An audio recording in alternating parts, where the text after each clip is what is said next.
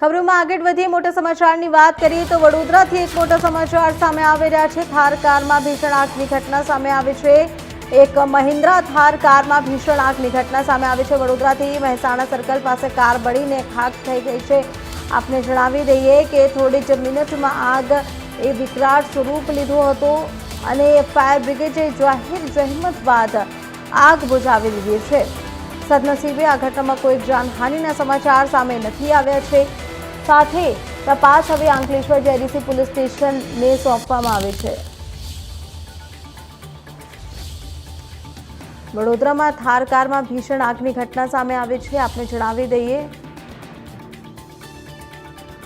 કે મહેસાણા સર્કલ પાસે કાર બળીને ખાખ થઈ ગઈ છે। થોડી જ મિનિટમાં આગે વિકરાળ સ્વરૂપ લીધો છે અને કાર બળીને ખાખ થઈ ગઈ છે। સદનસીબે આ ઘટનામાં કોઈ જાનહાનિના સમાચાર સામે નથી આવ્યા છે। દ્રશ્યોમાં જોઈ શકાય છે કે કેવી રીતે આગના ગોટે ગોટા પણ જોઈ શકાય છે। દ્રશ્યોમાં થોડી જ મિનિટમાં આગે વિકરાળ સ્વરૂપ ધારણ કર્યું હતું, જે બાદ ફાયર ટીમને જાણ કરવામાં આવી હતી। ફાયર બ્રિગેડની ટીમ ઘટના સ્થળે પહોંચી અને ગાડીમાં આગ જે લાગી હતી તેમના ઉપર કાબુ મેળવવામાં હાથ ધર્યો હતો। સદનસીબે આ ઘટનામાં કોઈ જાનહાનિના સમાચાર નથી સામે આવ્યા છે।